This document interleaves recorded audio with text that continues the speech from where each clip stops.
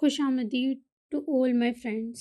मैं उम्मीद करती हूँ कि आप सब ठीक होंगे और मुझको बहुत ज़्यादा ना सही तो थोड़ा सा तो मिस किया होगा। और मेरे गायब रहने की वजह आप में से कुछ लिसनर्स को पता होगी कि मेरे दादाजी का इंतकाल हो गया था और मैं इस कंडीशन में नहीं थी कि कोई नोवेल स्टार्ट कर सकूं। और अब भी मैं कंप्लीट नोवेल ही शुरू करूंगी क्योंकि लॉन्ग नोवेल्स के लिए कंसिस्टेंसी चाहिए और मेरे पास अभी उसके लिए ना तो टाइम है और ना ही मन है। आई होप कि आप सब मेरी कंडीशन को समझेंगे और मुझे सपोर्ट करेंगे। तो चलिए आज की नोवेल तू चाहे हमें कलम शाजिया मुस्तफ़ा शुरू करते हैं। अज़हान मेरे बच्चे, क्या पता अल्लाह ताला ने तेरा जोड़ा इसी से बना रखा हो। तू मान ले मेरे बच्चे मेरी बात। दादी जान उसे समझाने में लगी हुई थी मगर अज़हान की ना हाँ में नहीं बदल रही थी क्योंकि उसने तय किया हुआ था कि वो सारी उम्र शादी नहीं करेगा, बस अपने बहन भाइयों को संभालेगा इस वक्त तक जब तक वो किसी काबिल नहीं हो जाते। ज़किया बहुत बीमार हो गई है। पूरे ख़ानदान में और जानने वालों में दावतनामे बांट दिए गए हैं और तू अब भी नहीं समझ रहा है। वो इतनी बेबस और परेशान हो रही थी कि वो तीनों बाहर खड़े सब सुन रहे थे। अरे ये इनके घर का मसला है, आप इतनी फिक्रमंद क्यों हो रही हैं? उसने गुस्से में आकर कंप्यूटर को हाथ मार के ऑफ कर दिया। चेयर खिसका के वो उठ खड़ा हुआ था।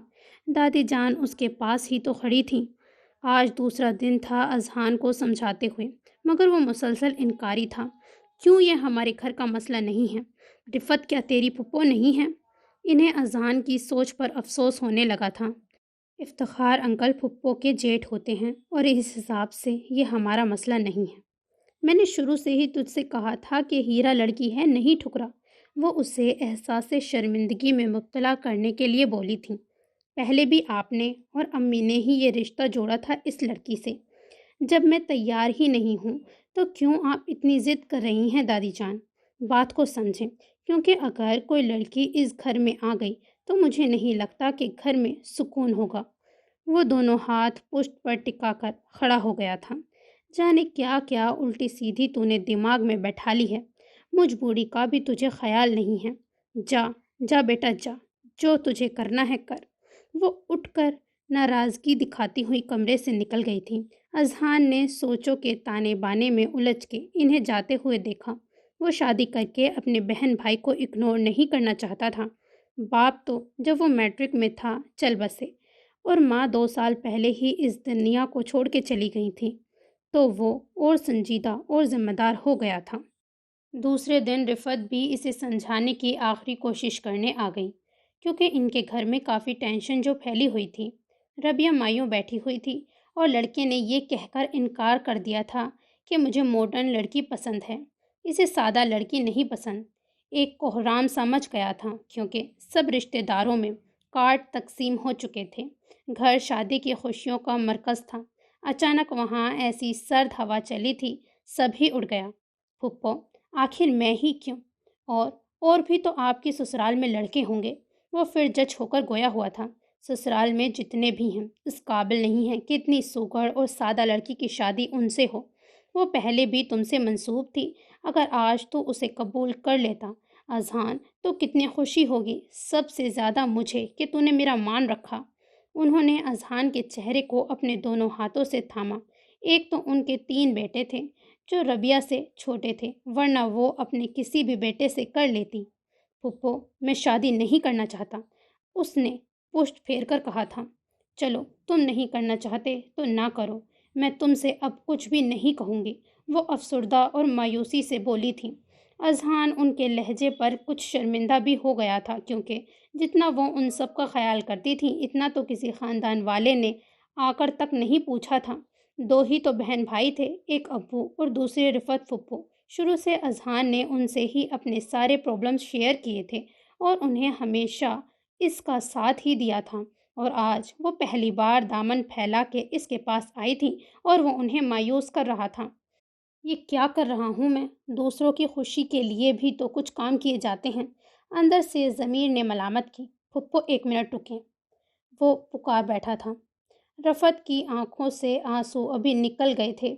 بھتیجے کے پاس کتنے مان سے آئی تھیں اور انہوں نے یہ سب کو یقین بھی دلایا تھا کہ وہ اذہان کو راضی کر کے ہی لوٹیں گی۔ میں آپ کی بات مان رہا ہوں، صرف آپ کے لیے یہ سب کروں گا۔ اس نے ان کے ہاتھ تھام لیے۔ رفعت حیرت سے گونگ اذہان کی آنکھوں میں دیکھنے لگی، جو شرمندہ بھی لگ رہا تھا۔ ربیہ نے سنا تو اس پر تو حیرانگی کا جھٹکا لگا، کیونکہ اذہان نے پہلے یہی کہہ کر افتخار احمد کو منع کیا تھا کہ وہ شادی نہیں کرنا چاہتا۔ ابو اور امی کتنے ٹوٹ سے گئے تھے۔ 2 سال رشتہ لگنے کے بعد اذہان نے اپنی امی کی وفات کے فوری بعد ہی انکار کر دیا تھا۔ یہ بھی رشتہ رفعت نے ہی کروایا تھا، مگر لڑکا ہی الگ مزاج کا نکلا۔ وہ ماڈرن لڑکی چاہتا تھا۔ اپی، وہ جنید تو تمہارے قابل تھا ہی نہیں۔ اللہ کرے ایسی ماڈرن لڑکی ملے اسے کہ گنجا کر دے۔ رافیہ کو شروع سے وہ ویسے بھی پسند نہیں آیا تھا، مگر بڑوں کی وجہ سے خاموش تھی۔ گھر میں جو چھایا ہوا جمود تھا وہ ٹوٹ گیا تھا۔ زکیہ بھی سنبھل گئی تھی۔ انہیں سوچ سوچ کر ہی بلڈ پریشر سے پسینے آنے لگے تھے کہ خاندان میں اور باہر کتنی بے عزتی ہوگی۔ پہلے بھی لڑکے نے رشتہ توڑا اور اب بھی لڑکے نے توڑا۔ ربیہ کو مایوں کا زرد جوڑا رفعت نے ہی سلوا کے دیا۔ اذہان نے سختی سے منع کیا تھا کہ وہ جہیز کے نام پر ایک چیز بھی نہیں لے گا۔ افتخار احمد بھی پھر اس کی ضد کے آگے خاموش ہو گئے۔ دادی جان تو خوشی سے پھولے نہیں سما رہی تھی، کیونکہ انہیں سادہ سی ربیہ شروع سے ہی پسند تھی۔ پھر انہیں اذہان کے لیے ایسی لڑکی ہی پسند تھی جو اس کے سنجیدہ مزاج کے مطابق ہو۔ ربیہ کے دل کی دھڑکنوں نے پھر نئے سرے سے دھڑکنا شروع کر دیا۔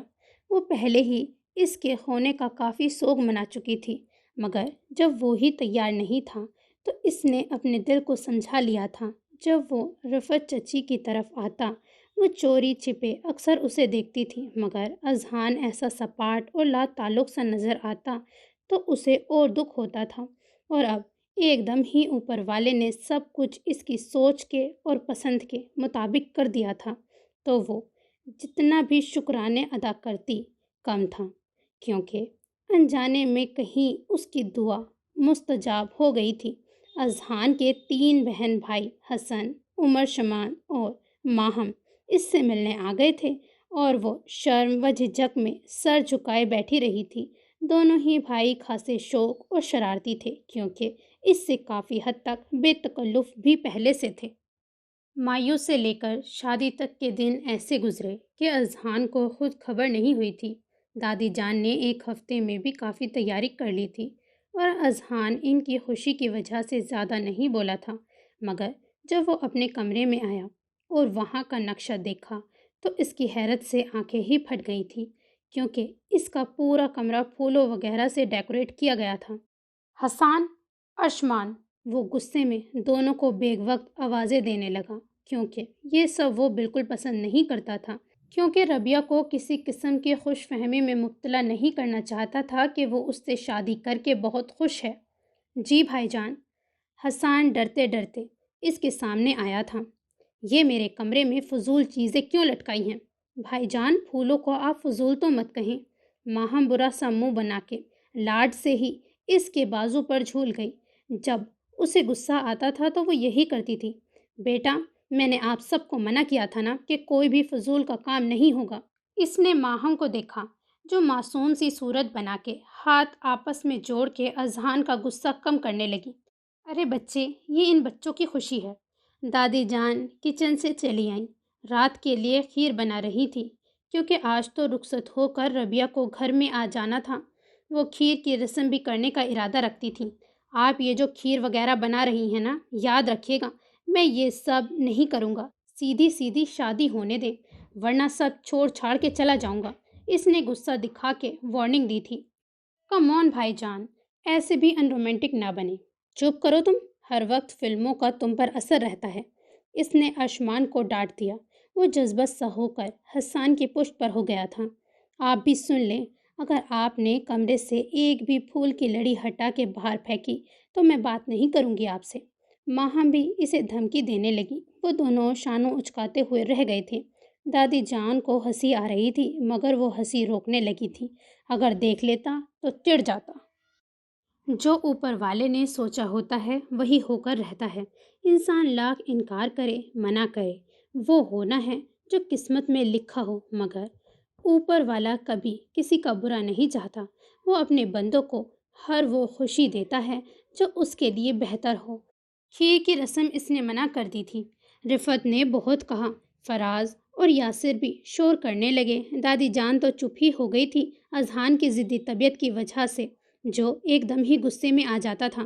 فضول کوئی بھی حرکت کی کسی نے بھی، سن لو کان کھول کے، میں گھر سے ہی چلا جاؤں گا۔ وہ سب کو لون میں کھڑا کر کے الرٹ ہی کر رہا تھا۔ ماہم برے برے منہ بنا رہی تھی کیونکہ شرارتیں تو اسے ہی زیادہ سوچتی تھی۔ آپ نے شادی کر کے ہم پہ احسان کیا ہے۔ وہ تو باقاعدہ لڑنے کے لیے کھڑی ہو گئی تھی۔ ڈرائنگ روم میں پڑے صوفے پر ربیہ ریڈ کامدانی قمیض شلوار میں ملبوس، میک اپ اور جولری میں خاصی دلکش اور منفرد لگ رہی تھی۔ شرارہ وغیرہ دادی جان نے خود نہیں لیا تھا کہ ایک دفعہ پہننے کے بعد دوبارہ ویسے بھی نہیں پہنا جاتا ہے، اور پھر اذہان نے جو ہدایت دی تھی اس پر بھی عمل کر رہی تھی۔ اب ہم کیا ہل جل بھی نہیں سکتے، ماہم نے جج ہو کر کہا تھا، اور دلہن بنی ربیہ کے بالکل سامنے بیٹھ گئی، جو پہلے ہی اذہان کی کھن گرج سے ڈر رہی تھی۔ جب اپنے بہن بھائیوں اور کزن پر اتنا غصہ ہو رہا تھا تو پھر کس گنتی میں وہ شمار ہوتی؟ ہائے اللہ، یہ تو اتنا غصہ کر رہی ہیں، میرا تو دم ہی نکلتا رہے گا۔ وہ بہت الجھن کا شکار تھی۔ رفعت اسے کھانا کھلا رہی تھی، نوالے بھی تو حلق میں پھنس رہے تھے۔ گھر میں رفیہ اور امی نے بہت کہا کہ کھانے کے چند لقمے ہی لے لو، مگر نکاح کے بعد تو اس سے بالکل بھی کچھ نہیں کھایا جا رہا تھا۔ ماہم بدتمیزی نہیں، اذہان نے آنکھوں ہی آنکھوں میں سرزنش کی۔ وہ صوفے سے ٹیک لگا کے بیٹھ گئی۔ بھائی جان، ہم سب کے لیے کیا حکم ہے؟ حسان نے مؤدب بننے کی ایکٹنگ کی۔ ارشمان اور فراز کی ہنسی چھوٹ گئی۔ جتنا وہ اپنا رعب ربیہ کے سامنے رکھنا چاہ رہا تھا، آج یہ سب بہن بھائی اس سے ہنسی مذاق کر رہے تھے۔ ماہم تو اکلوتی ہونے کا پورا فائدہ اٹھا رہی تھی۔ کر لو جتنی شرارتیں کرنی ہیں، میں بعد میں پوچھوں گا، وہ بیزاری سے کہتا ہوا ڈرائنگ روم سے ہی نکل گیا تھا۔ اس کے نکلتے ہی سب نے ہی زوردار کہکا لگایا۔ اگر ابھی آ گیا نا تو خیر نہیں ہے تم سب کی۔ رفعت نے دبی دبی آواز میں سب کو گھرکا تھا، مگر وہ سب اپنی اپنی خوش گپیوں میں لگ گئے تھے۔ بیچاری بھابھی کے میاں ہلاکو خان سے کتنے ملتے ہیں نا، ارشمان نے شرارتی لہجے میں کہتے ہوئے اس سے پوچھا تھا، جو سر جھکا کر رہ گئی تھی۔ بدتمیز، بڑے بھائی کو ایسا کہہ رہا ہے؟ پھپھو، آپ نے دیکھا کیسی پھیکی سی شادی کروائی ہے اپنی۔ اگر ہم کچھ ہنسی مذاق کر رہے ہیں، انجوائے کر رہے ہیں، تو اس میں برا کیا ہے؟ پورا سال تو ہنسنے پر پابندی ہوتی ہے، ایک دن تو ہنسنے دیں۔ ارشمان نے سرد آہ بھرتے ہوئے دہائی دی تھی۔ ربیہ سمیت سبھی ہنس پڑے تھے۔ پورا کمرہ موتیے اور گلاب سے سجا تھا۔ فرنیچر تو وہی تھا، بیڈ درمیانہ ہی تھا، مگر دوسرا بندہ بھی ساتھ سو سکتا تھا۔ ایک لکڑی کی وارڈروب تھی، روکنگ ٹیبل پر کمپیوٹر اور کتابیں رکھی تھیں، 2 چیئرز رکھی تھیں، کھڑکی اور دروازے پر فان کلر کے پردے پڑے تھے جو کافی پرانے لگ رہے تھے۔ جگہ جگہ اسے دھول اور مٹی بھی نظر آ رہی تھی۔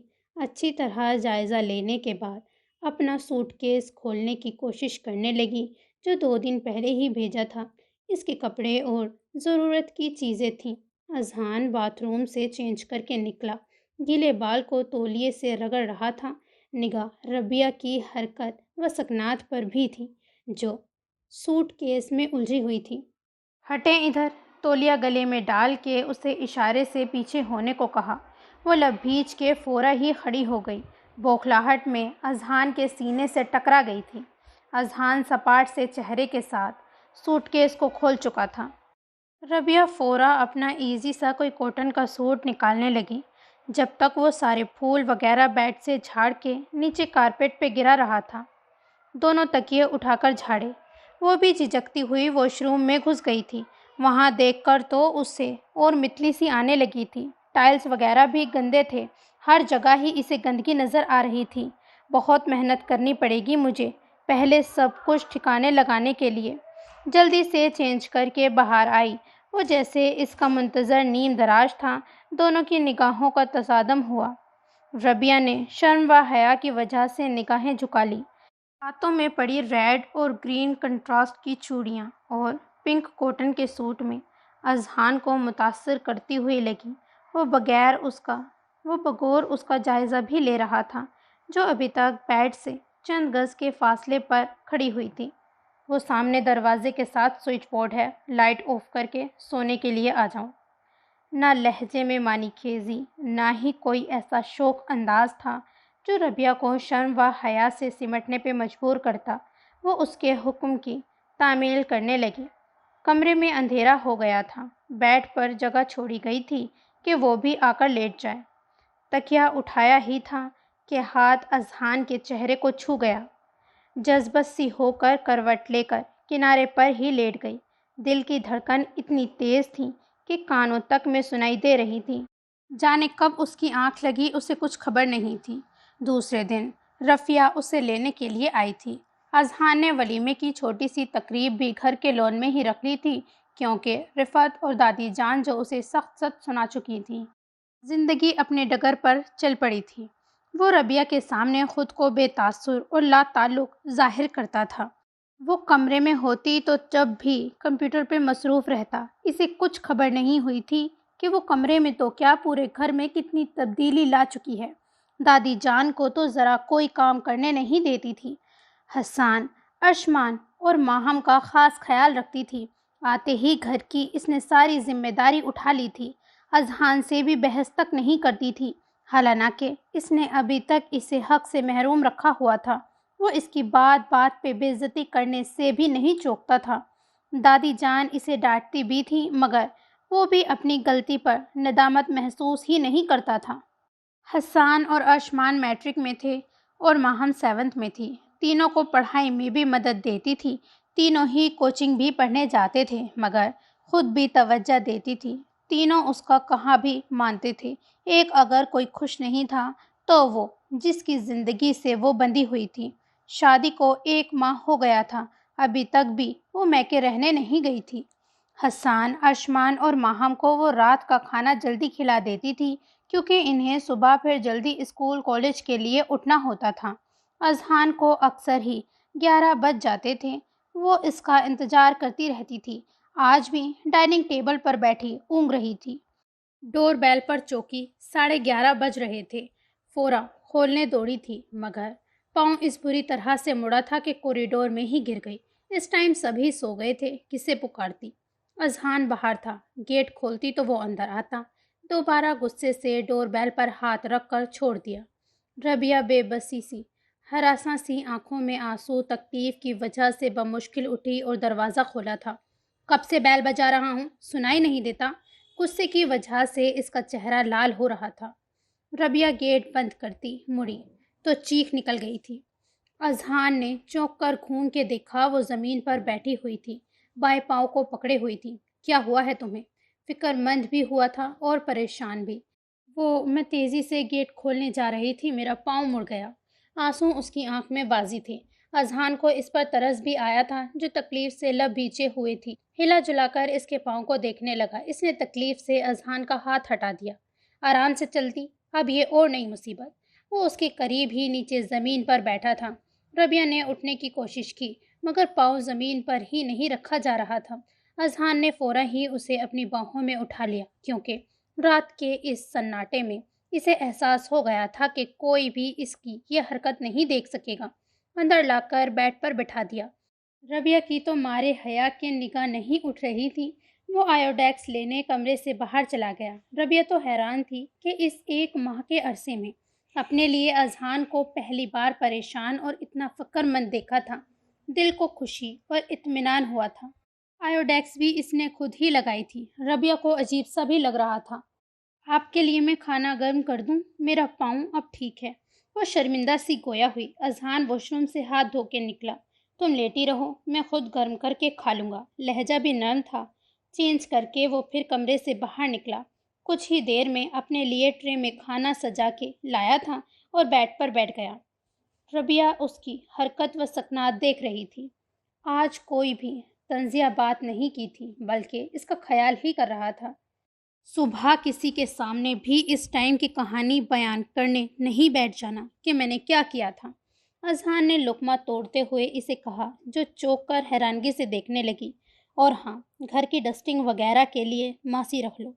پھر بولا۔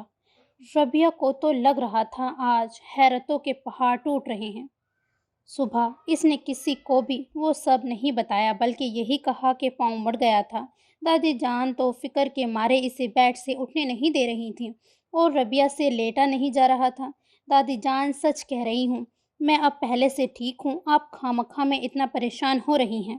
وہ اسے ہر چیز کھانے کو بیڈ پر لا کر دے رہی تھی۔ ماہم بھی اس کی تیمارداری میں لگ گئی تھی۔ حسان اور ارشمان الگ اس کی دلجوئی میں لگے تھے۔ دادی جان کی مدد بھی کروا رہے تھے جو وہ کچن میں کام کر رہی تھیں۔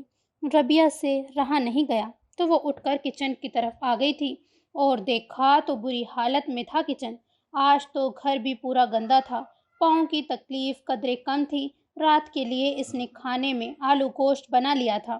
گھر کی ڈسٹنگ میں لگ گئی تھی۔ اتفاق سے آج اذہان بھی شام 5 بجے ہی گھر آ گیا تھا۔ اسے کام میں جتا دیکھ کر حیرت زدہ رہ گیا تھا۔ وہ تو یہ سوچ کے آیا تھا وہ ضرور بیڈ پر لیٹی آرام کر رہی ہوگی اور دادی جان کچن میں لگی ہوں گی، مگر یہاں تو سب کچھ اس کی سوچ کے برعکس ہوا تھا۔ وہ جتنا اس لڑکی کو اہمیت نہیں دینا چاہ رہا تھا، جانے کیوں دل ایسا کرنے نہیں دے رہا تھا۔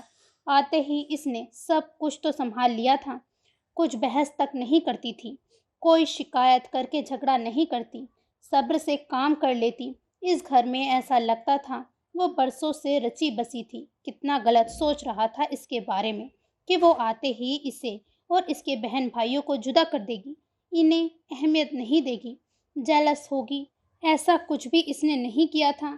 اس کی امی کا انتخاب بالکل ٹھیک تھا، اس کی ہی سوچ ٹھیک نہیں تھی۔ واش روم سے غسل کر کے وہ بلو کاٹن کے پرنٹڈ کپڑوں میں باہر آئی تو وہ جھجک سی گئی۔ اذہان کی موجودگی شادی کے بعد اس ٹائم پہلی بار دیکھ رہی تھی۔ لمبے بالوں سے پانی ٹپک رہا تھا۔ اس نے تولیہ لپیٹ لیا، بیڈ سے دوپٹہ اٹھا کر شانوں پر ڈالا تھا۔ پاؤں کا درد کیسا ہے؟ بڑے نرم سے لہجے میں پوچھ رہا تھا۔ بیڈ پر 2 چیزوں سے بھرے شوپرز بھی رکھے ہوئے تھے۔ جی کم ہے اب۔ بالوں کو خشک کر کے اس نے پشت پر کھلا چھوڑ دیا تھا۔ کمرے میں ابھی تک بھی ڈریسنگ ٹیبل کے نام پر کچھ نہیں تھا۔ وہ وارڈروب کے مرر میں ہی دیکھ کر بال سنوارتی تھی۔ میں یہ جوس وغیرہ لایا ہوں، اسے یاد سے پی لینا۔ اس نے اشارہ سے توجہ مبذول کرائی۔ اتنی مہربانی، اتنا پیار، اتنی لگاوٹ، وہ بھی اس شخص سے۔ وہ تو اول رات سے یہی سوچتی آئی تھی کہ ساری زندگی وہ اس کی توجہ کے لیے ترستی رہے گی۔ ماہم کو میں نے الگ لا کے دیا ہے، یہ تمہارے لیے ہے۔ پھر جتایا۔ وہ سر ہلا کر رہ گئی۔ شوپرز اٹھا کے رائٹنگ ٹیبل پر رکھ کے کن اکھیوں سے اسے دیکھا۔ کھانا کھائیں گے کیا آپ؟ اس نے ڈرتے ہوئے جھجکتے ہوئے پوچھا۔ نہیں، کھانا تو ابھی نہیں، چائے پینے کا موڈ ہے، مگر اچھی سی۔ مسکرا کے اسے دیکھا۔ وہ بھی مسکراتی سر ہلاتی ہوئی چلی گئی تھی۔ مبارک ہو بھابھی، بھائی جان کا پروموشن ہو گیا ہے، ارشمان نے خوشی سے چلاتے ہوئے کہا تھا۔ وہ اچھل گئی۔ پروموشن؟ وہ زیر لب بولی تھی۔ ایسا کچھ اذہان نے اسے تو نہیں بتایا۔ کچن میں وہ جا رہی تھی مگر لاؤنج میں ہی رک گئی۔ کتنی بھاگوان ہے میری بیٹی، اس گھر میں آئی ہے کہ اذہان کا پروموشن ہو گیا۔ دادی جان بھی بہت خوش تھی۔ عصر کی نماز پڑھ کے وہ اپنے کمرے سے نکلی تھی اور ربیہ کا ماتھا چوم لیا تھا۔ بھابھی، آج کا کھانا باہر ہوگا یا ہو؟ ماہم نے فضا میں مکہ لہرایا تھا۔ ربیہ کو بھی سن کے خوشی ہوئی تھی کہ اذہان کا پروموشن ہوا۔ اوکے، آج کا کھانا باہر ہی ہوگا، اذہان نے سن کے تائیدی کہا تھا۔ ماہم اس کے بازو سے لگ گئی تھی۔ اذہان کی نگاہ ربیہ پر بھی تھی جو اسے دیکھ رہی تھی، مگر پھر فوراً سے نگاہ جھکا لی۔ بھائی جان، آپ یہ مانیں گے بھابھی کے اس گھر میں آنے سے آپ کا پروموشن ہوا ہے؟ ماہم نے کہا۔ خیر ایسی بھی بات نہیں ہے، وہ سب دادی جان کی دعاؤں کی وجہ سے ہوا ہے۔ اس نے دادی جان کے شانے پہ بازو حمائل کیا تھا۔ ربیہ لب کچلتی ہوئی کچن میں چائے بنانے لگی تھی۔ اسے اذہان جانے کیوں ابھی تک بھی سمجھ نہیں آ رہا تھا۔ کل رات اتنا مہربان ہو رہا تھا اور اب ایک دم ہی اتنا خشک سپاٹ اور لا تعلق تھا، اسے رونا ہی آنے لگا۔ بڑے خوشگوار مون میں اذہان نے سب کو ڈنر کرایا تھا۔ واپسی میں رفعت پھپھو اور رابعہ کے امی ابو سے بھی ملنے چلے گئے تھے۔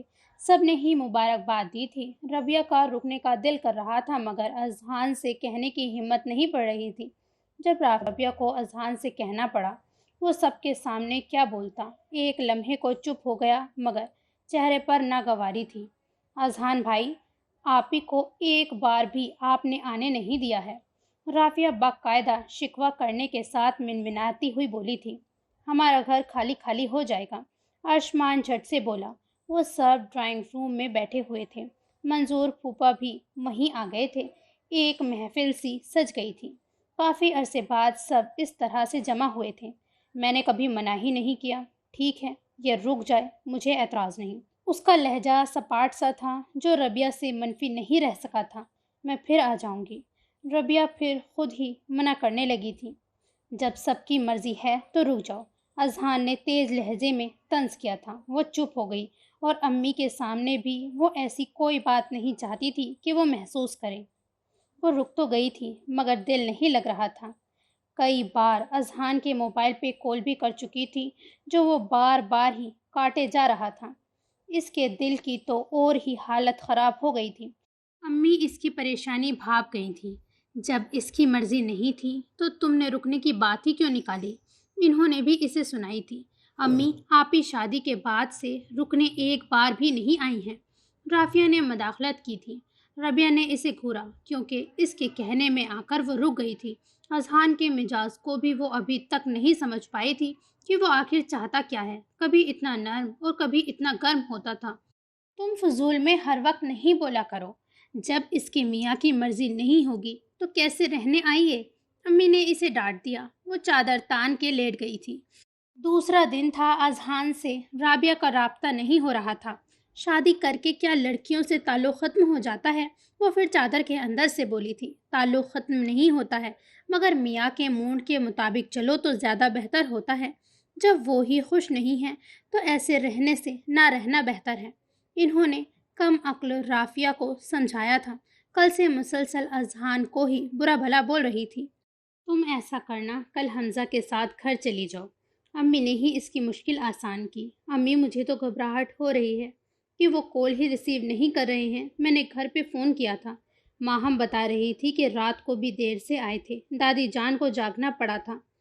اس وقت وہ تو اور ہی بے کل اور پریشان تھی، جانے جب وہ گھر جائے گی تو اس کا کیا رسپانس ہوگا۔ اذہان اتنی سخت طبیعت کا ہوگا مجھے یہ اندازہ نہیں تھا۔ امی کو دکھ اور افسوس ہی ہونے لگا تھا۔ رابعہ نے ان کا پریشان سا چہرہ دیکھا تھا۔ امی وہ خیال بھی بہت رکھتے ہیں مگر اصول پسند بہت ہیں۔ اس نے جھوٹ انہیں ریلیکس کرنے کے لیے کہا، ورنہ تو ان کا بلڈ پریشر ہی ہائی ہو جاتا۔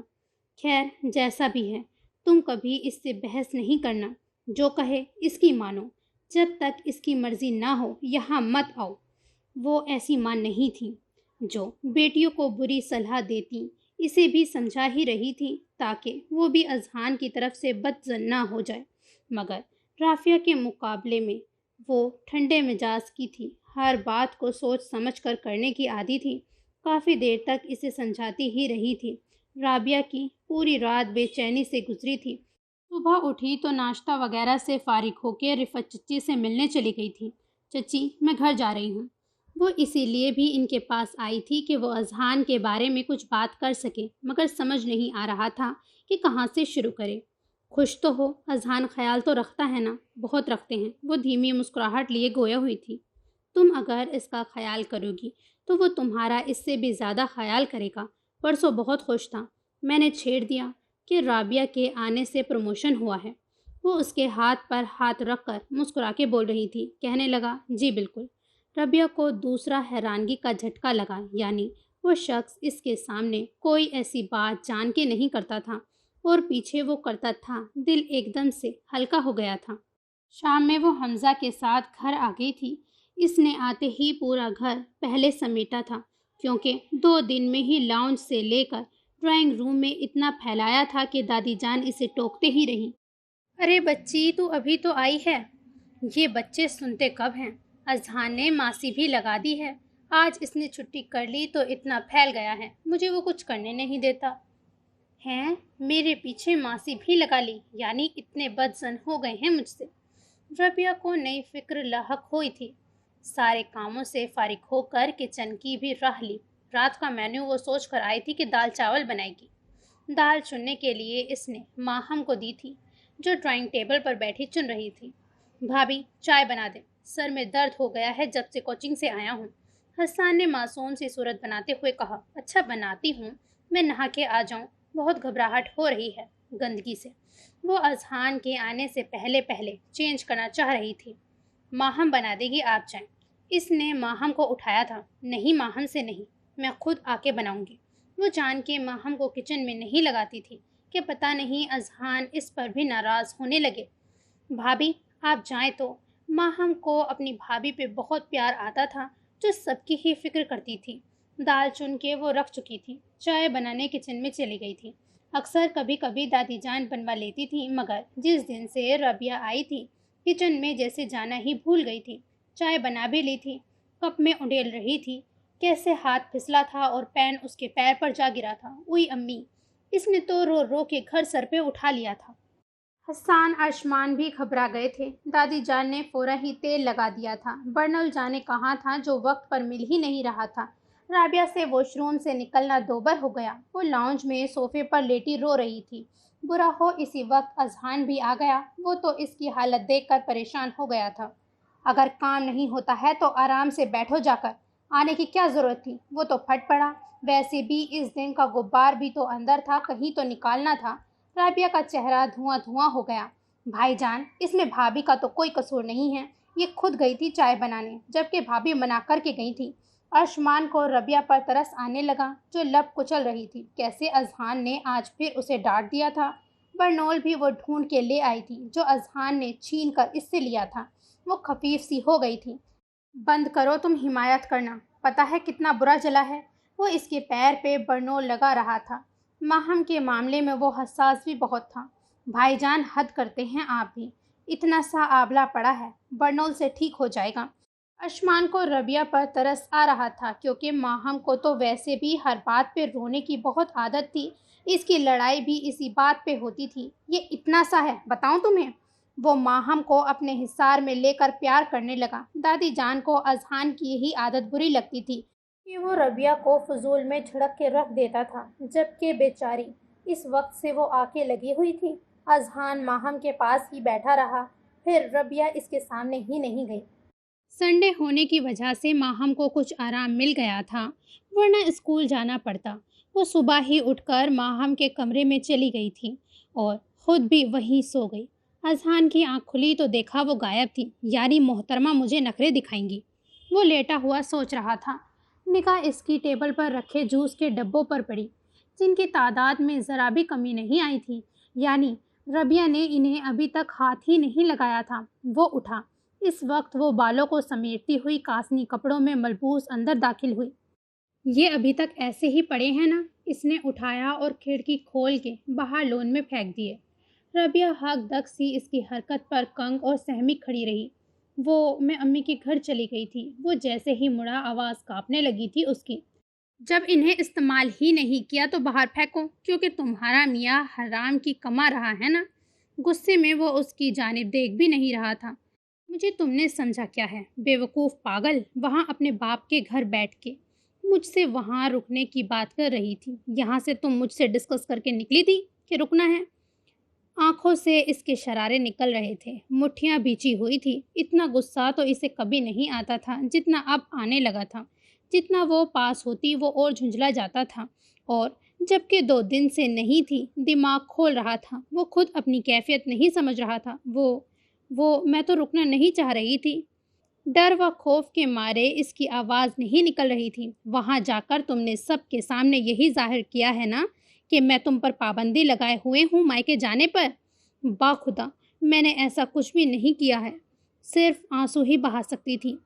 اس پر تمہاری بہن کیا کہہ رہی تھی؟ وہ پشت پر ہاتھ جمائے وہ دہاڑا تھا۔ پلیز مجھے معاف کر دیں، آئندہ میں آپ کو کسی شکایت کا موقع نہیں دوں گی۔ سر جھکائے وہ اپنی غلطی کا اعتراف کر رہی تھی۔ اذہان نے اس کے جھکے سر کو دیکھا اور دوبارہ سے بیڈ پر جا کر لیٹ گیا، آنکھیں بند کر لی۔ کتنا وہ اسے ستاتا ہے، کیسا سلوک کرتا ہے، وہ پھر بھی حرف شکایت نہیں لاتی ہے۔ کیوں کر رہی ہے وہ ایسا؟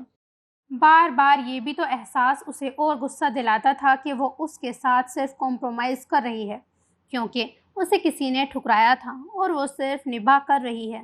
اسے تو جب بھی کوئی لگاؤ نہیں ہوا تھا جو وہ پہلے اس سے منسوب تھی، مگر جب سے شادی ہوئی تھی اس سے بے خبر نہیں رہا تھا۔ راتوں کو اٹھ کر کمرے سے باہر چلا جاتا ہے۔ اندر سے نفس اسے جگاتا رہا۔ دل کہتا کہ تمہاری ہے استحقاق کیوں نہیں رکھتے، مگر پھر انا آڑے آتی۔ اس نے شادی اس لیے تو نہیں کی، وہ تو کرنا ہی نہیں چاہتا تھا، صرف اپنے بہن بھائیوں کی خاطر۔ پھر اس کے ساتھ ایسا کیوں ہو رہا ہے؟ وہ 2 دن نہیں تھی غصے میں بے چین کروٹیں ہی بدلی تھی، بار بار غصے کی وجہ سے اس کی کال تک ریسیو نہیں کر رہا تھا، اور جب وہ خود آ گئی تھی تو اس کا غصہ پھر بھی کم نہیں ہو رہا تھا۔ رات بھی محض غصہ ہی نکالا تھا، وہ کوئی فیصلہ نہیں کر پا رہا تھا، جبکہ جس دن سے وہ اس کی زندگی میں آئی تھی اس کے پروموشن ہی ہوئے تھے اور کچھ دن بعد آفس کی طرف سے ملنے والے بنگلے میں شفٹ ہو جانا تھا۔ یہ بات اس نے کسی کو بھی نہیں بتائی تھی، اسی لیے کہ پھر کریڈٹ ربیہ کو جاتا اور یہ گوارا نہیں تھا اسے۔ اس واقعے کے بعد سے اس نے ماہم کو کچن میں گھسنے تک نہیں دیا تھا، سارے کام خود ہی کرتی تھی۔ اذہان کی بے عزتی اسے ایک لمحے کو نہیں بھول رہی تھی۔ پھر اس کی کوشش بھی تھی کہ وہ آئندہ کسی بھی بات پر اذہان کو شکایت کا موقع نہیں دے گی، چہرے کو بھی اس کے سامنے فریش رکھتی تھی، ورنہ وہ اس پر بھی اسے سنا سکتا تھا۔ دادی جان کی کچھ طبیعت خراب تھی، رفت آئی ہوئی تھی۔ اذہان بھی اس دن جلدی گھر آ گیا تھا۔ ربیہ کا پورا دن ہی دوڑتے بھاگتے گزرا تھا، ایک لمحے کو بھی کمر نہیں ٹکائی تھی، اب تھکاوٹ سے اس سے ہلا نہیں جا رہا تھا۔ کچھ دیر کے لیے کمرے میں آ کر لیٹ گئی، مگر آنکھیں تھکن سے بوجھل ہو رہی تھیں۔ اسی وقت اذہان اندر داخل ہوا، وہ ہڑبڑا سی گئی تھی، اٹھنے لگی۔ لیٹی رہو، خلافتوں کو خاصے نرم اور شائستہ لہجے میں گویا ہوا۔ وہ کن اکھیوں سے دیکھنے لگی۔ اذہان اپنی شرٹ کی آستین فولڈ کر رہا تھا، وہ پھر اس کے کپڑے نکالنے کے ارادے سے اٹھ ہی گئی۔ آفس سے آنے کے بعد کپڑے چینج بھی نہیں کیے تھے۔ تم لیٹ جاؤ، میں نکال لوں گا۔ وہ وارڈروب کھول کے کپڑے نکالنے لگی۔ استری کر کے 2-3 سوٹ اس نے پہلے ہی ہینگر کر رکھے تھے۔ سوری میں بھول گئی۔ ربیہ کو ایسا لگا وہ طنز کر رہا ہو۔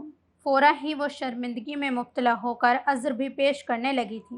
اذہان کی گہری نگاہیں اور پرسوچ انداز اس پر تھا، جو اپنے آرام تک کی خیال نہیں رکھتی تھی، اس کے کام کے لیے ہر وقت تیار رہتی تھی، اور وہ جواب میں اسے کیا دیتا تھا؟ صرف رکھائی، سرد مہری، بے نیازی۔ جس دن سے زندگی میں آئی ہے اس کے نہ صرف مزاج میں تبدیلی آئی بلکہ اس کی جاب تک میں بھی بہتری اور ترقی ہوئی تھی۔ وہ کتنا اسے غلط سمجھ رہا تھا۔ میں نے تمہیں کچھ کہا ہے؟ ہینگر لے کر وہ واش روم میں جانے لگا۔ رابعہ نے حسرت بھری نگاہ اس کی پشت پر ڈالی تھی۔ اس کا دل ایک دم سے اداس سا ہو گیا تھا۔ ابھی تک بھی وہ اذہان کا دل نہیں جیت پائی تھی، جانے کہاں وہ غلطی کر رہی ہے۔ کچھ ہی دیر بعد وہ بات لے کر باہر آیا۔ وہ کمرہ سمیٹنے لگی تھی۔ صبح سے آئی بھی تو نہیں تھی کمرے میں۔ اگر تم سے کام وغیرہ نہیں ہوتا ہے تو چلی جاؤ یہاں سے، بیٹھو آرام سے اپنے ماں باپ کے گھر۔ جی؟ ربیہ کنگ سی دھواں دھواں ہوتے چہرے کے ساتھ اسے دیکھنے لگی۔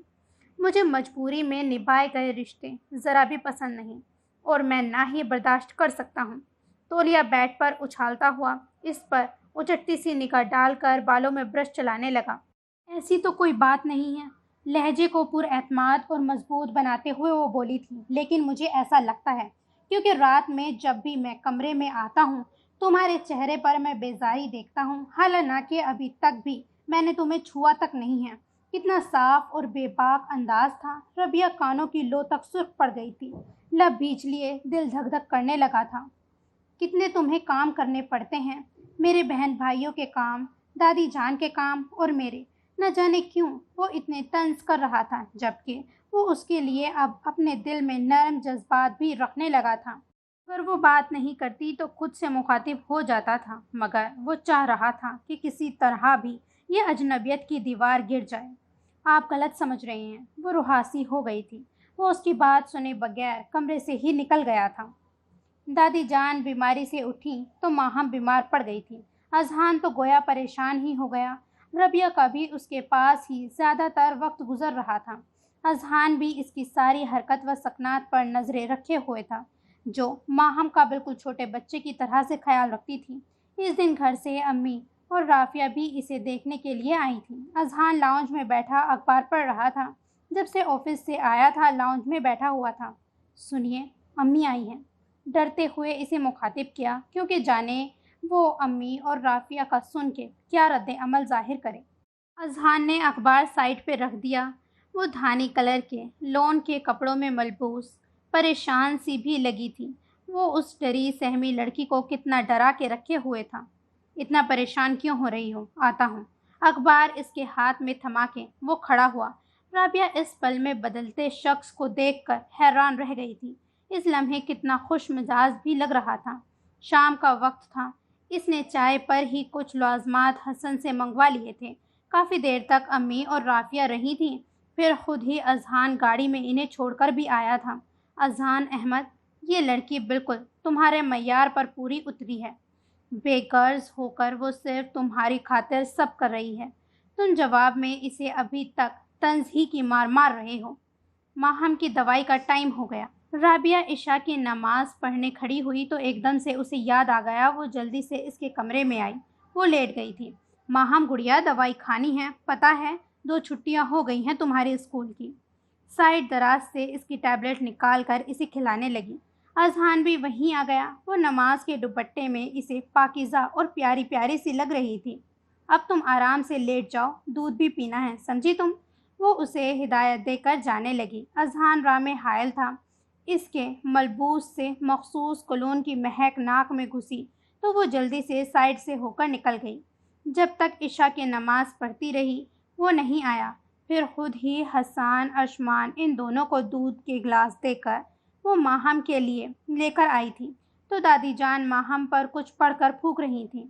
اس کے ساتھ ہی وہ سوئی تھی۔ اذہان کی نگاہ آج ربیہ سے ہٹ ہی نہیں رہی تھی۔ وہ کچھ نروس بھی ہونے لگی۔ مجھے یہ بتاؤ کہ پانی پھینکا کس نے ہے؟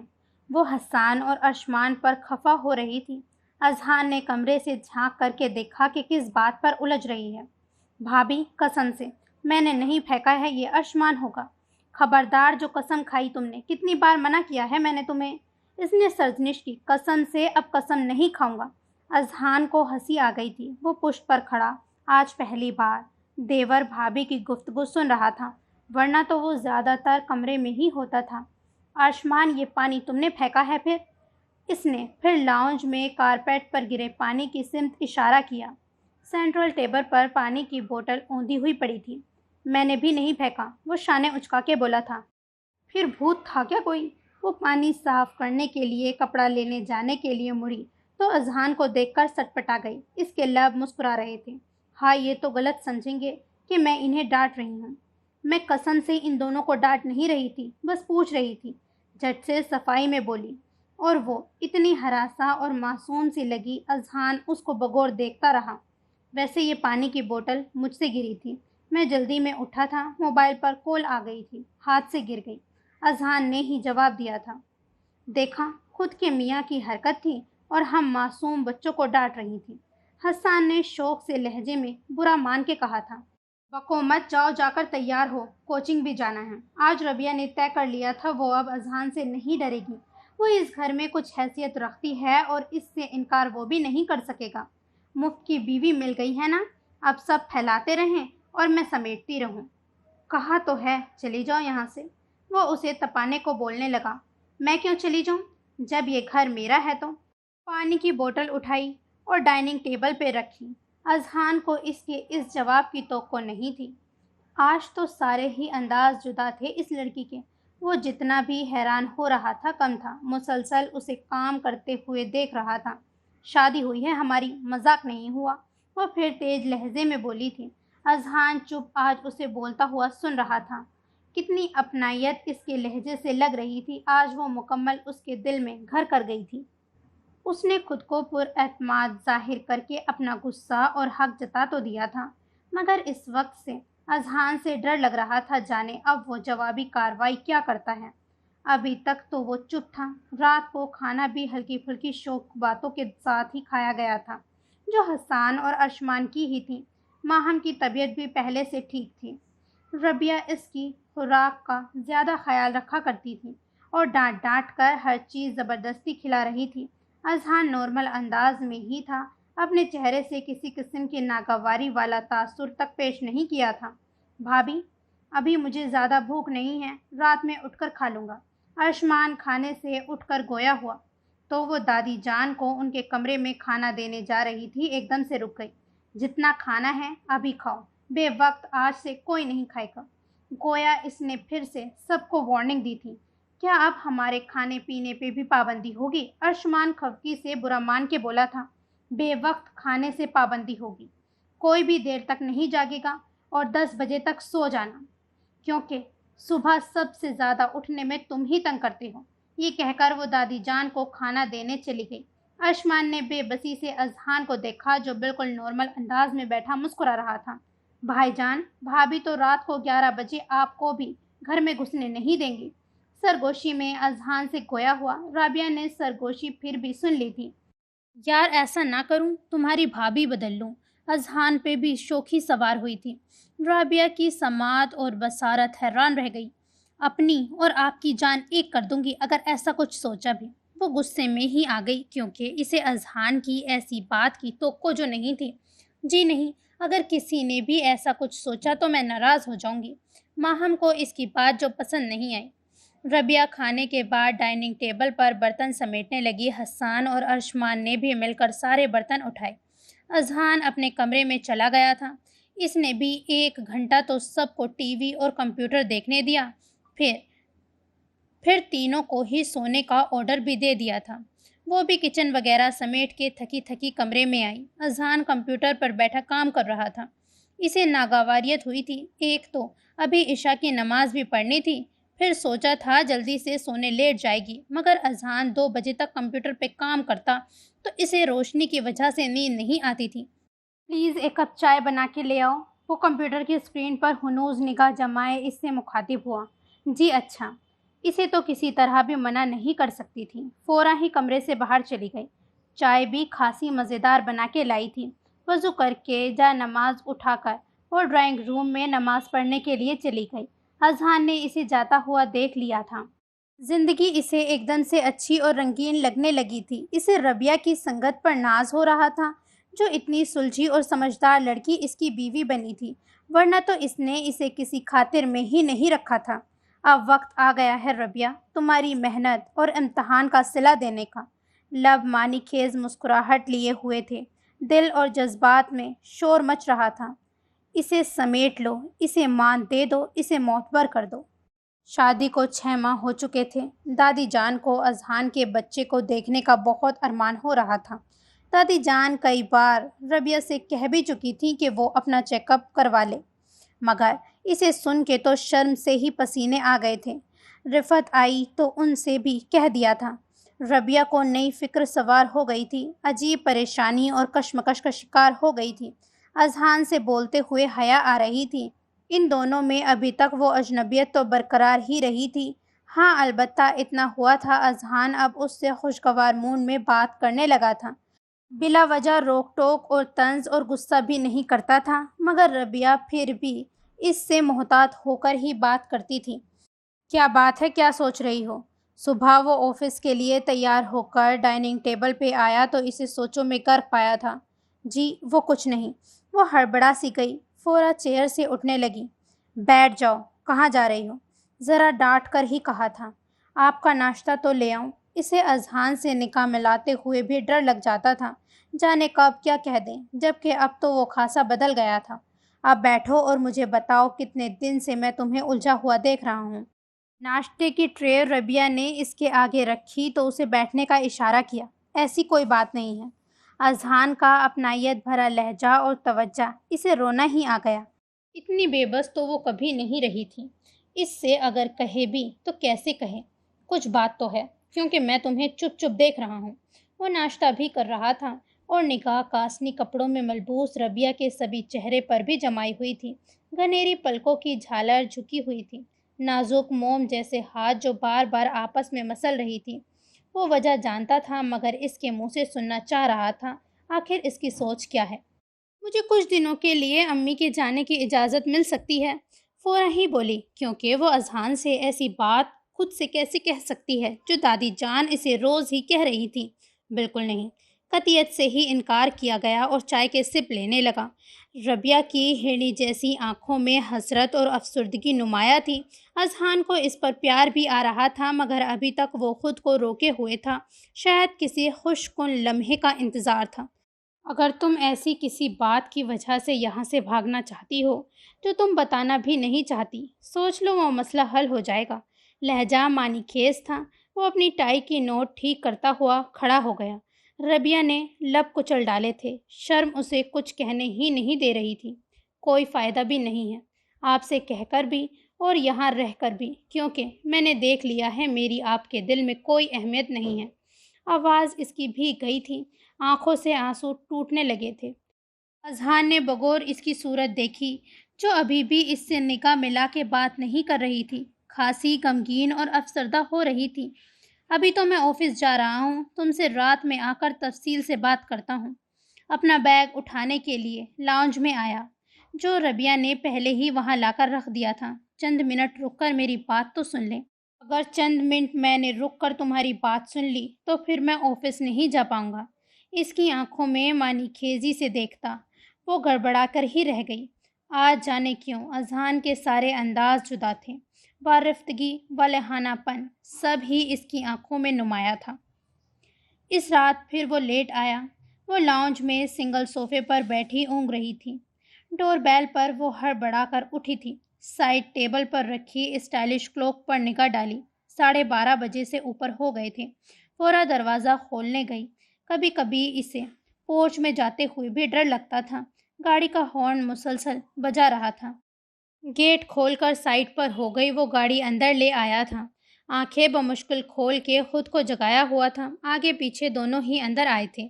اذہان کا چہرہ خلاف معمول فریش تھا۔ کھانا میں کھا کر آیا ہوں۔ وہ ٹانگ لمبی کر کے لاؤنج میں پڑے صوفے پر لیٹ گیا۔ ٹائی اتار کر سینٹرل ٹیبل پر ڈالی تھی۔ کافی تھکن بھی محسوس ہو رہی تھی۔ نئے بنگلے میں وہ فرنیچر وغیرہ لوڈ کروا رہا تھا۔ ابھی تک بھی گھر میں کسی کو نہیں بتایا تھا۔ پھر اگلے مہینے اسے 15 دنوں کے لیے وزٹ پر کمپنی سنگاپور بھیج رہی تھی۔ ادھر آؤ، اب بولنا شروع کرو، صبح کیا کہہ رہی تھی؟ شوخ لہجے میں ہی اس سے مخاطب ہوا۔ ربیہ اندر ہی اندر سلگ رہی تھی۔ کتنا اطمینان تھا اذہان کے انداز میں۔ وہ تنک ہی تو گئی تھی۔ اب بولنے کے لیے کچھ بچا نہیں ہے۔ اگر آپ کو مجھ سے کوئی پرابلم ہے تو مجھے چھوڑ دیں۔ پشت پھیر کر دل کڑا کر کے کہہ ہی دیا تھا، جبکہ وہ اس دشمن جان سے تو الگ ہونے کا سوچ بھی نہیں سکتی تھی۔ مجھے تو کوئی پرابلم نہیں ہے، البتہ پرابلم تمہارے ساتھ ہے جو تم مجھ سے شیئر ہی نہیں کرنا چاہتی ہو۔ وہ سارے الزام اسی پہ ڈال کر اس کو تپا رہا تھا۔ آپ سے شیئر کروں تو کس احساس میں مبتلا ہو کر اول روز سے آپ مجھے ایسے برداشت کر رہے ہیں جیسے میں آپ کی ناپسندیدہ ہوں۔ اچھا، یہ تم سے کس نے کہا؟ وہ مسکرا کے اسے برہم ہوتے ہوئے دیکھ رہا تھا۔ آپ کے ہر انداز سے، آپ کی باتوں سے، اسی لیے مجھے یہاں سے چلے جانا چاہیے۔ وجہ تو بتاؤ، کیوں جانا چاہتی ہو؟ رہا میرا سوال، میں ایسا ہی ہوں، برداشت کرو۔ وہ اٹھ کر بیٹھا تھا اور ربیہ کا ہاتھ کھینچ کر اپنے برابر میں بٹھا لیا۔ وہ اچانک افتاد پر تیار نہیں تھی۔ ہاں، اب بولو۔ دور سے تم بول رہی ہو تو مجھے سنائی نہیں دے رہا ہے۔ اذہان پر جیسے اس کے کسی بھی انداز کا کوئی اثر نہیں ہو رہا تھا۔ دادی جان جو چاہتی ہیں وہ شاید کبھی پورا نہیں ہوگا۔ جب دل نے مصمم ارادہ باندھ ہی لیا تھا کہ اب اس کے ساتھ نہیں رہنا تو وہ سارے حساب بے باک کر کے ہی جائے گی۔ کیوں دادی جان جو چاہتی ہیں کیوں پورا نہیں ہوگا؟ وہ سنجیدہ ہو کر اسے دیکھنے لگا، جو حیرانگی سے آنکھیں پھیلا کے رہ گئی تھی۔ یعنی وہ بھی سب جانتا ہے؟ آپ کیا سمجھ رہے ہیں؟ وہ پھر بھی اپنی تسلی کے لیے پوچھنے لگی۔ وہی جو تم کہنا چاہ رہی ہو۔ نگاہ ترچھی کی، لب مسکرائے، آنکھوں میں معنی خیز ترنگے، لہجے میں شوخی سب ہی نمایاں تھی۔ وہ سٹپٹا ہی گئی، فوراً اس سے دور ہو کر کھڑی ہو گئی۔ دل دھک دھک کرنے لگا تھا۔ آگے وہ کیا کہتی؟ اذہان بھی اس کی تقلید میں کھڑا ہوا تھا۔ مجھے دادی جان کی ہر خواہش عزیز ہے اور میں احترام بھی کرتا ہوں۔ وہ ابھی بھی اسے یہ تاثر دے ہی نہیں رہا تھا، وہ بھی اس کی جانب مائل ہو گیا ہے۔ اسے بھی اس کی ضرورت محسوس ہونے لگی ہے۔ اپنے نفس کو کب سے وہ تھپک تھپک کے سلا رہا تھا۔ ربیہ مڑی تھی۔ اذہان نے اس کے جانے کے راستے مسدود کر دیے۔ وہ گھبرا گئی۔ صبح اس کی آنکھ کھلی تو وہ رات کا منظر اور باتیں مانی کھیزیاں سب اسے یاد آنے لگی۔ کرنٹ کھا کر اٹھنے ہی لگی تھی کہ اس کے سلکی بال اذہان کے بائیں بازو کے نیچے دبے ہوئے تھے۔ اوئی! تکلیف سے وہ چیخی تھی۔ اذہان کی بھی آنکھ کھلی تھی۔ وہ مشکل آنکھ کھول کے اس نے اس کی سمت اپنی نگاہ کی، واپس اس کے پہلو میں گر گئی تھی۔ مسکراتے اپنے حصار اس پر باندھ لیا۔ ربیہ کسمسا کے نکلنے کی کوشش کر رہی تھی، مگر آج تو اذہان پر شوخیاں سوار تھیں۔ وہ بھی چھوڑنے کے موڈ میں نہیں تھا۔ ربیہ کا ہاتھ اس کے سینے پہ رکھا ہوا تھا۔ وہ آنکھیں ابھی بھی بند کیے ہوئے تھا اور وہ غصے اور بے بسی سے لب کاٹ رہی تھی کیونکہ اذہان نے صرف اپنی دادی جان کی خوشیوں کو اولین ترجیح دی تھی۔ اس کی اہمیت ابھی بھی اس کی نظر میں کچھ نہیں تھی۔ مجھے جانا ہے۔ حسان ارشمان کو کالج جانا ہے، ماہم کو بھی اسکول سے دیر ہوگی۔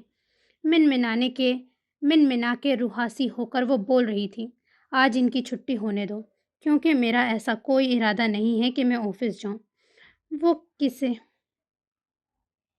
وہ کیسے مزے سے لیٹے ہوئے بول رہا تھا۔ ربیہ کو اذہان خود غرض ہی لگ رہا تھا جو صرف اپنے گھر والوں کی خوشی کا ہی خیال کر رہا تھا، جبکہ اس نے تو اس کی محبت حاصل کرنے کے لیے ہر وہ کام کیا جس سے وہ خوش ہو جائے، مگر ان 6 ماہ کے عرصے میں کوئی بھی کسی بھی طرح کا محبت کا، اپنائیت کا لطیف سا رچاؤ تک اپنی باتوں میں نہیں دیا تھا۔ آپ کو نہیں جانا مگر انہیں جانا ہے، چھوڑیں مجھے۔ زبردستی اسے دھکیل کے اس کے پہلو سے اٹھی۔ بال ابھی بھی اذہان کے بالوں کے نیچے اسی طرح دبے ہوئے تھے۔ بال چھوڑ دیں میرے، درد ہو رہا ہے مجھے۔ وہ جان کے اس پر نگاہ نہیں ڈال رہی تھی۔ رات کو اذہان کی ایک ایک حرکت اسے رلا رہی تھی کیونکہ وہ صرف اپنے بارے میں ہی سوچتا تھا۔ کیا تھا اگر آپ صرف ایک یہ جملہ بھی ادا کر دیتے کہ ربیہ تم مجھے اچھی لگنے لگی ہو، میں اپنا آپ خود آپ پر نچھاور کر دیتی، مگر مجھے آپ کی یہ خود غرضانہ حرکت دل دکھا رہی ہے۔ آج تو ارشمان کی شوخ باتوں پر بھی ہنسنے کو دل نہیں کر رہا تھا۔ وہ بھی شاید سمجھ گیا تھا، چپ چاپ چلا گیا۔ دادی جان کو ناشتہ وغیرہ دیا، خود کچن کے کام سمیٹنے لگی۔ ماسی آئی تو صفائی کروائی۔ اس وقت بھی اذہان کمرے سے باہر نہیں آیا تھا اپنے کمرے کی صفائی چھوڑ کر، کیونکہ اذہان کی موجودگی میں کمرے کی ڈسٹنگ نہیں کرواتی تھی۔ دوپہر کے لیے بھی سبزی پکنے رکھ دی تھی۔ 11 بج گئے تھے۔ اذہان بلیک ٹراؤزر پر لیمن کلر کی ٹی شرٹ میں نکھرا نکھرا، ڈیشنگ اور چارمنگ لگ رہا تھا۔ وہ آٹا گوندھ رہی تھی۔ اگر آپ کے مزاج کچھ بہتر ہو گئے ہوں تو پلیز ناشتہ ملے گا۔ وہ آنکھوں میں خمار اور لہجے میں ترنگ لیے اس سے مخاطب ہوا۔ وہ خفگی دکھاتی ہوئی آٹا گوندھنے کے بعد اسے باؤل میں نکال کر فریج میں رکھنے لگی۔ اذہان کچن کی چوکھٹ سے ٹیک لگا کے کھڑا ہوا تھا۔ صرف اپنے مطلب کے لیے اتنا اچھا لہجہ بنا لیا ہے۔ وہ دل ہی دل میں خود سے ہم کلام تھی۔ سنو، ناشتہ دادی جان کے کمرے میں لے آنا، حکم جاری کر کے وہ چلا گیا۔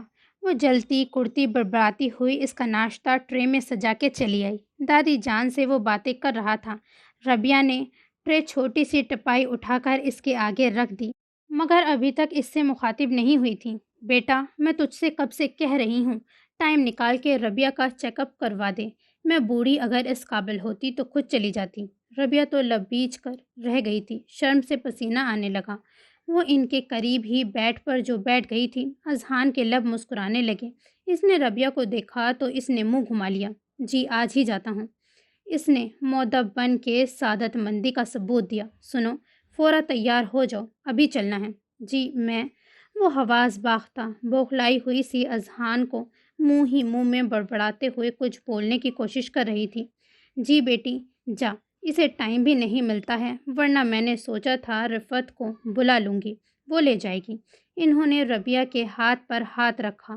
وہ مرتی کیا نہ کرتی کے مصادق بھناتی ہوئی کمرے میں چلی آئی تھی کیونکہ اذہان کا حکم ٹال کے وہ کوئی ہنگامہ بھی نہیں کرنا چاہتی تھی۔ تیار ہو کر وہ آ گئی تھی۔ گلابی سوٹ میں خفا خفا سی ربیہ اذہان کو بہت دلکش لگ رہی تھی۔ پورا راستہ وہ کچھ نہ بولی، مگر اذہان نے اسے خوبصورت سے بنگلے کے اندر لا کر حیران کر دیا۔ وہ کچھ سمجھی ہی نہیں۔ اس نے ہی بتایا اس بنگلے میں شفٹ ہونا ہے۔ حسان، ارشمان اور ماہم کو یہ سرپرائز بہت اچھا لگا تھا۔ بنگلہ خاصا جدید طرز پر بنا ہوا تھا، چھوٹا تھا مگر خوبصورت بہت تھا۔ اذہان نے چابیاں بھی ربیہ کے ہاتھ میں دی تھیں۔ یہ مجھے کیوں دے رہے ہیں؟ دادی جان بڑی ہیں، انہیں دیں۔ اس نے خوش دلی سے بول کے چابیوں کا گچھا دادی جان کے ہاتھ میں دے دیا۔ انہوں نے بے اختیار ربیہ کا ماتھا چوم لیا۔ جس دن سے اس کے قدم گھر میں پڑے تھے، ہر جگہ لگتا تھا ترتیب آ گئی تھی۔ ان کے پوتی پوتے بھی بہت خوش تھے۔ ان میں بھی ایک اچھا بدلاؤ آیا تھا جو سب کچھ ربیہ کی وجہ سے تھا۔ میری دعا ہے جلدی اللہ تیری گود بھرے۔ انہوں نے دل سے دعا دی۔ ربیہ ان سب کے سامنے جھیپ سی گئی تھی۔ اذہان اس کی شرماہٹ سے خاصا محظوظ ہوتا تھا جو اس سے مخاطب ہونے سے بچتی تھی۔ بھائی جان، میں ایک میوزک روم بھی بناؤں گی۔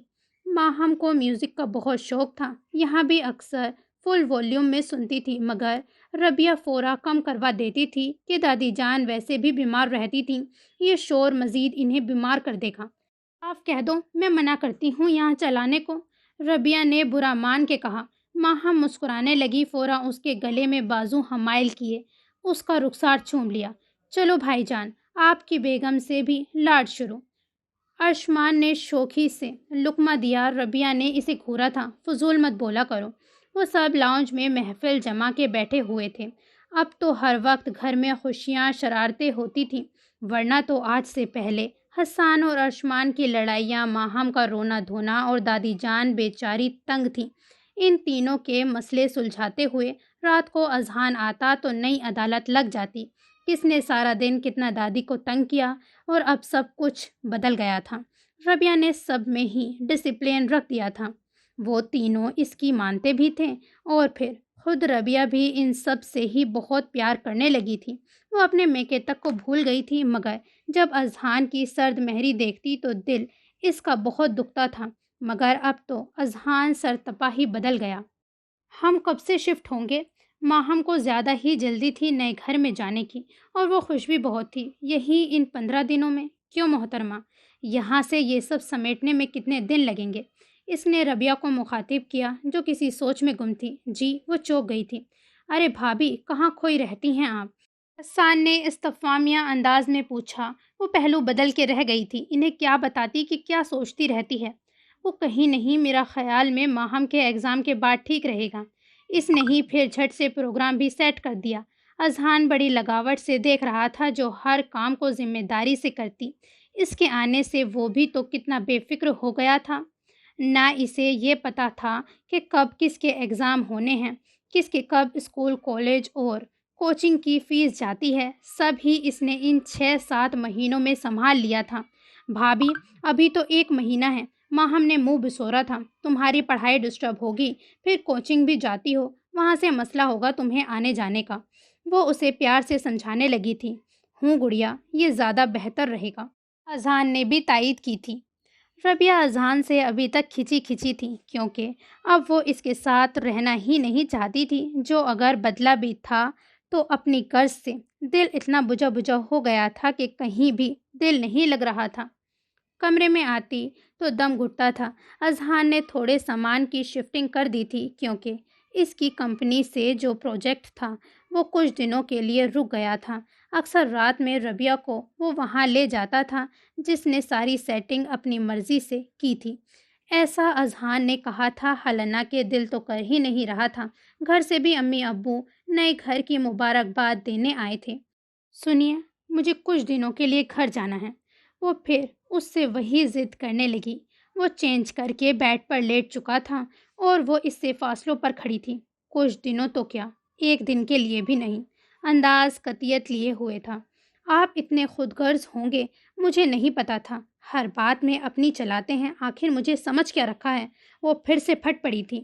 اذہان نے ہلکی سی مسکراہٹ لیے اسے گرجتے برستے سنا، اور اطمینان سے وہ لیٹا ہی رہا۔ وہ ربیہ کے غصے کو بھی سمجھ رہا تھا۔ بیوی، یہ کہہ کر اس نے ربیہ کو اپنے قریب کیا۔ وہ اس کی ریڑھ کی ہڈی میں سنسنی سی دوڑ گئی۔ ایسے رویے کے باوجود بھی اذہان نارمل تھا۔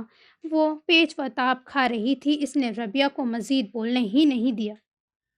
وہ سسکیوں سے رو رہی تھی، جانے رات کے کس پہر اس کی آنکھ کھلی تھی۔ وہ ڈرائنگ روم میں آ کر لیٹ گئی تھی۔ اذہان کی قربت اسے بیزاری میں مبتلا کر رہی تھی۔ وہ کب سے کھڑا اس کا یہ احتجاج دیکھ رہا تھا۔ ربیہ پلیز، کیوں کر رہی ہو تم ایسے؟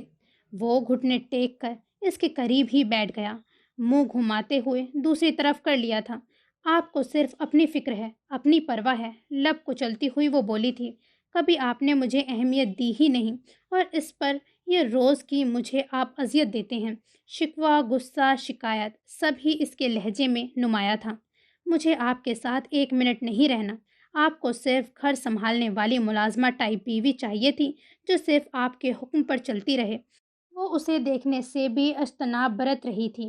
اذہان کی سمجھ میں نہیں آ رہا تھا کہ اس ٹوٹتی بکھرتی لڑکی کو کیسے سمیٹے کہ وہ اس پر یقین کر لے۔ مجھے آپ کی شکل تک نہیں دیکھنے۔ وہ بل کھاتے ہوئے اٹھنے لگی۔ اسی وقت اذہان کے مضبوط ہاتھ نے روک لیا تھا۔ اگر بروقت اذہان کا شانہ نہ پکڑتی تو ضرور اوندھے منہ گرتی، مگر ابھی بھی وہ اذہان کی گود میں گری تھی۔ اسے متاع جان کی طرح سمیٹ کر اپنے حصار میں کر لیا۔ وہ اپنا ہاتھ چھڑاتی رہی مگر وہ مضبوطی ہنوز رکھے ہوئے تھا۔ زندگی میں پہلی اور آخری بار صرف تمہیں چاہا ہے، میں مانتا ہوں۔ جھوٹ، بالکل جھوٹ۔ وہ اس کی بات کاٹ کر چیخی تھی۔ نہیں ربیہ، جھوٹ نہیں ہے، میں سچ کہہ رہا ہوں۔ ہاں، شادی نہیں کرنا چاہتا تھا، اسی لیے کہ پتہ نہیں تم کس مزاج کی ہوگی، میرے بہن بھائی کو برداشت نہیں کر پاؤ گی تو میں تمہیں گوارا نہیں کر سکتا اپنی زندگی میں، مگر میری سوچ غلط تھی۔ وہ نرم سی آواز میں شرمندہ سا بول رہا تھا۔ میرا رشتہ اگر امی نے تم سے جوڑا تھا تو کچھ دیکھ کر ہی جوڑا ہوگا، مگر میں امی کے جانے کے بعد سے بہت ٹوٹ گیا تھا۔ اس وقت صرف مجھے اپنے چھوٹے بہن بھائی نظر آ رہے تھے، حالانکہ دادی جان نے، رفت پھپھو نے، سب نے ہی سمجھایا تھا ربیہ اچھی لڑکی ہے، تمہاری مرضی کے مطابق ہے، وہ سب سنبھال بھی لے گی، مگر مجھ پر تو کچھ اثر ہی نہیں ہو رہا تھا کسی بھی بات کا۔ بس اسی وجہ سے رشتہ توڑا تھا۔ اس نے سر اٹھایا۔ ربیہ اسے دیکھ رہی تھی کیونکہ اسے ایک ایک لفظ میں سچائی کا رنگ تھا۔ وہ جھوٹ کبھی بھی نہیں بولتا تھا، وہ یہ بھی بخوبی جان گئی تھی۔ آئی ایم سوری، میں غلطی پر تھا۔ اس نے ربیہ کے آگے ہاتھ جوڑ دیے۔ ربیہ نے جھٹ سے اس کا ہاتھ تھام لیا تھا۔ یہ آپ کیا کر رہے ہیں؟ وہ خود بھی شرمندہ ہونے لگی تھی۔ معافی مانگ رہا ہوں، مجھے معاف کرو گی یا نہیں؟ التجائی لہجہ، آنکھوں میں مایوسی اور حسرت بھی نمایاں تھی۔ مجھے آپ سے بس اتنی شکایت ہے، کیوں اگنور کیا مجھے؟ ایک بار اعتبار تو کرتے۔ جب سے آپ کے نام سے منسوب ہوئی، آپ کے ہی سپنے سجائے، لیکن درمیان میں آپ نے جو سلوک کیا، میری دوسری جگہ شادی میں کب راضی تھی؟ آپ کو ذرا احساس نہیں تھا میرا؟ وہ اس کے سینے پر سر ٹکائے شکوہ کرنے لگی۔ اذہان نے اسے اپنے حصار میں جکڑ لیا۔ میں غلط کر رہا تھا، جب ہی تو تمہاری وہاں شادی نہیں ہوئی، مجھ سے ہی اوپر والے نے تمہارا نصیب جوڑا تھا۔ اس نے ربیہ کی پیشانی پر اپنے پیار کی مہر ثبت کی تھی۔ ٹھیک ہی کہا تھا دادی جان نے، اس کا جوڑا اوپر والے نے بنایا تھا۔ چلو، اب تو ساری بدگمانی، غلط فہمی دور ہو گئی ہے نا؟ قدرے توقف کے بعد گویا ہوا۔ آج مجھے یہ کہنے میں ذرا بھی آر نہیں ہے کہ جس دن تم نے میری زندگی اور اس گھر میں قدم رکھا ہے، صرف مجھے خوشیاں ہی ملی ہیں۔ ربیہ نے چونک کر اس کی جذبے لٹاتی آنکھوں میں دیکھا۔ کتنا خوش و مطمئن تھا، وجیہ چہرہ جگمگا رہا تھا، ہر لفظ سچائی سے پر تھا۔ بس ایک خوشی کا اب انتظار ہے۔ اذہان اس کے چہرے پر جھک ہی رہا تھا کہ اس نے چہرہ اپنے ہاتھوں میں چھپا لیا۔ یہ کیا بات ہوئی؟ وہ مصنوعی خفگی دکھانے لگا۔ آپ مجھے پہلے ہی بتائیں، اب کون سی خوشی رہ گئی ہے؟ اذہان نے اس کے دونوں ہاتھ اپنے ہاتھوں میں تھام لیے۔ دادی جان کو ایک عدد پوتا یا پھر پوتی چاہیے، مانی خیزی سے شرارتی اور شوخ لہجے میں اس کے کان میں سرگوشی کی۔ ربیہ تو چھوئی موئی سی ہو گئی۔ اذہان اور بھی جانے کیا کیا اپنی محبت و پیار کے امرت اس کے کان میں گھول رہا تھا۔ وہ تو کسی خواب کی سی دنیا میں چلی گئی ہو۔ آج اس کے صبر کا، اس کی محبت کا اتنا بڑا اور خوشگن انعام ملے گا، یہ نہیں سوچا تھا۔ اذہان نے اسے چند لمحوں میں اتنا معتبر کر دیا تھا کہ وہ اپنے پروردگار کے حضور جتنا بھی شکر ادا کرتی کم تھا۔ جو چاہا اس نے پا لیا تھا۔ So this is the end of this novel. I hope کہ یہ آپ کو پسند آئی ہوگی اور آپ مجھ کو سپورٹ کریں گے اور چینل کو سبسکرائب کریں گے اور کمنٹ کر کے اپنی رائے ضرور شیئر کیجیے گا۔ خدا حافظ۔